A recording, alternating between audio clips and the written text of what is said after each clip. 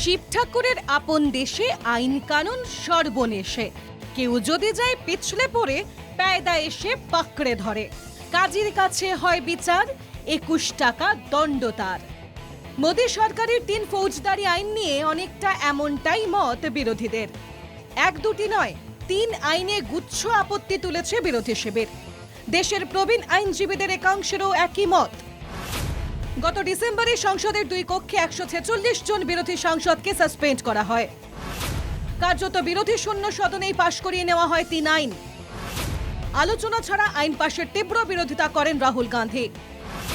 গণতন্ত্রের উপর ক্রমাগত আঘাত বলে অভিযোগ তোলেন কংগ্রেস নেতা।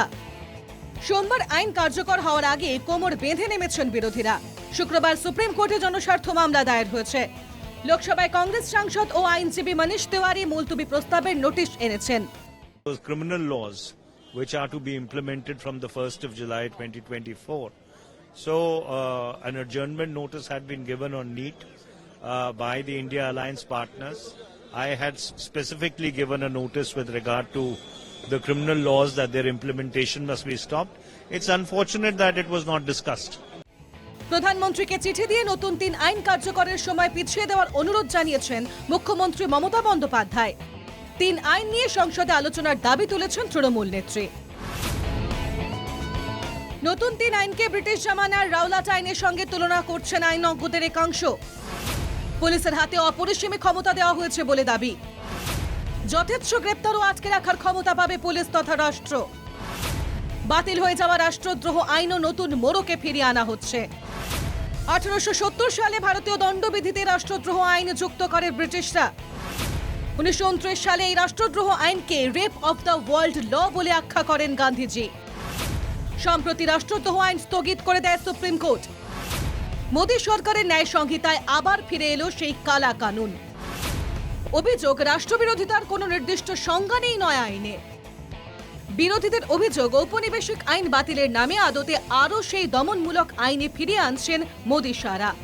2020 এর 14 সেপ্টেম্বর থেকে কার্যত বিনা বিচারে তিহার জেলে বন্দী জেএনইউ এর ছাত্রনেতা অমর খালিদ।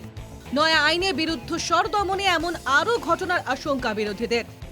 শুধু কি সরকার বিরোধীরা? অভিযোগ, নতুন আইনে আমজনতার পক্ষে এফআইআর দায়ের করা কঠিন হয়ে যাবে। বিচার প্রক্রিয়া আরও দীর্ঘ হবে বলে অভিযোগ অনেকের। যদিও এই অভিযোগ মানছেন না কেন্দ্রীয় আইন প্রতিমন্ত্রী।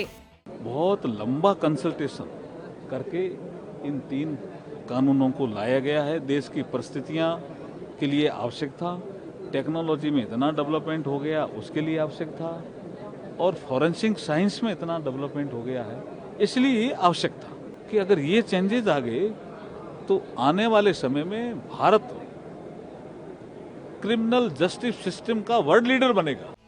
সোমবার থেকে সংসদ উত্তাল হতে চলেছে এই 3 আইন নিয়ে। এখন দেখার, কৃষি আইনের মতো এবারও কি বিরোধী চাপে পিছু উঠবেন নরেন্দ্র মোদী? আগে থেকে লোকসভায় বিরোধী শক্তি বাড়ায় সেই সম্ভাবনা উড়িয়ে দিচ্ছেন না রাজনৈতিক পর্যবেক্ষকরা। Bureau report, NKTV Bangla.